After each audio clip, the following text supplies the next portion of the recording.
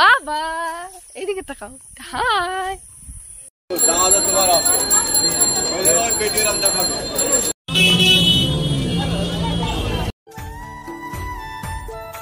Hello friend, good morning. কেমন আছো তোমরা সবাই? আশা করছি খুব ভালো আছো, আর আমিও খুব ভালো আছি। তানভীর লাইফস্টাইল চ্যানেলে তোমাদের সকলকে স্বাগত জানাই।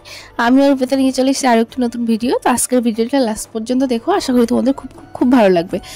তো আমি সকালবেলা ঘুম থেকে উঠে মনাকে নিয়ে বসে আছি, ওই কারণেই দিদি এখানে পরোটা বানাচ্ছে। ও পরোটা আর কুমড়োর একটা তরকারি করবে। দিদি পরোটাগুলো ভেজে নিয়ে চলে গেছে মনাকে খাওয়াতে, ওই জন্য আমি এখন চলে এসেছি কুমড়োর তরকারিটা করতে। তো এটা আমাদের গাছেরই কুমড়ো।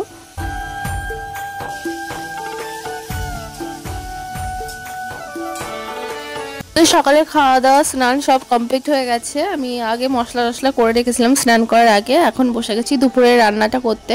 তো দুপুরবেলা আজকে হচ্ছে সয়াবিন আলু ডিম দিয়ে তরকারি করব, আর করব হচ্ছে উচ্ছে আলু ভাজা। আমি ভাতটা আগেই করে নিয়েছি, ওই স্টিলের গামলাটাতে করে আমি ভাতটা রান্না করে রেখেছি। আর এই সাইডে গরম জলের মধ্যে সয়াবিন ভিজিয়ে রেখেছি। তো এখন সয়াবিনগুলো ভালো করে চেপে চেপে জল থেকে তুলে নেব। ডিমটাও সিদ্ধ হয়ে গেছে, এখন সয়াবিন থেকে ভালো করে চেপে চেপে জলগুলো বার করে নেব। তো জানো তো, বেশ অনেকদিন পর আজকে ডিম আর সয়াবিন একসঙ্গে রান্না করলাম। তো রান্নাটা হয়েও গেছে, এই দেখো। তো বাকি রান্নাটা মাই করে নেবে, কারণ আমি ডাক্তারের কাছে যাব। স্যার আসেন 1টার সময়, ওই জন্য আমি রান্নাটা সেরেই চলে এসেছি ডাক্তারের এখানে। তো অনেকেই আছে, ওই জন্য আমি একটু বসে আছি, কারণ ওনাদের দেখানো হয়ে গেলেই আমি দেখাবো। ডাক্তার দেখানো হয়ে গেছে, এখন যাব বাড়ির দিকে। তো প্রচণ্ড গরম, দেখো দুপুর রোদ্রে চারিদিকে ফাঁকা পুরো।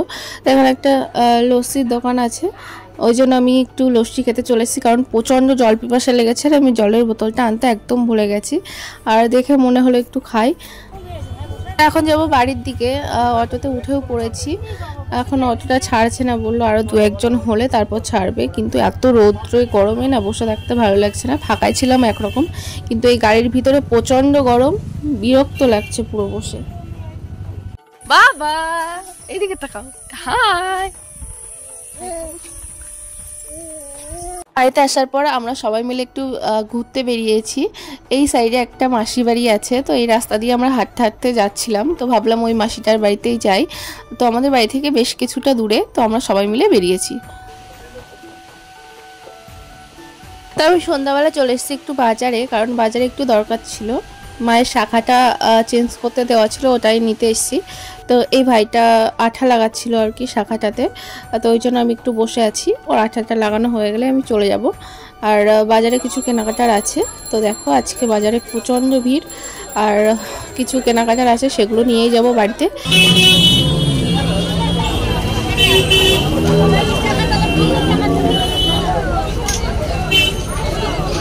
কি কি আছে এখানটাতে?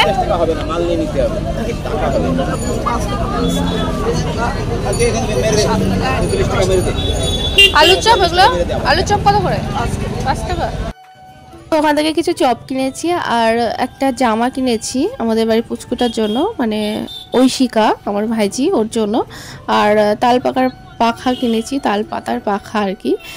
তো নিয়ে আমি এখন অটোতে বসে আছি, যাব বাড়ির দিকে। অনেকটাই রাত হয়ে গেছে, মানে ঘুরতে ঘুরতে অনেকটাই লেট হয়ে গেল। এই দোকান সে দোকান করতে করতে বেশ অনেকটাই রাত হয়ে গেছে। তো চলো বাড়ির দিকে যাই, তারপরে আবার দেখা হচ্ছে। তো দেখো আমি বাড়িতে চলে এসেছি। তা ওই শিকার জন্য এই জামাটা নিয়ে আসা হয়েছে, এটা দিদিই দিয়েছে ওকে। আমার কাছে টাকা দিয়েছিল আনার জন্য, তো আমি এনে দিয়েছি। তো জামাটা কেমন হয়েছে জানিও। আমার তো বেশ ভালোই লেগেছে, গরমের মধ্যে সুতির জামা। তো আজকে যেহেতু বাড়ির অনেক মেম্বার সব এক জায়গাতে আছি, ওই জন্য দিদির বউ ভাতের ভিডিওটা চালানো হয়েছে টিভিতে, সবাই মিলে দেখছে। এখানে আমার ভাইজি আছে, আমার দিদির ছেলে মেয়ে, আমার দিদি আছে, এখানে দই খাচ্ছে দেখো। আমার বাবা আছে, আমি আছি। আর পুচকুটা কি করছে দেখো, সবার মাঝখানে ও একা একা খেলছে, মানে একা নয়, ওর 2 দিদি আছে, ওর হচ্ছে একটা দাদা আছে। ও সবাইকে পেয়ে মানে ভীষণই হ্যাপি।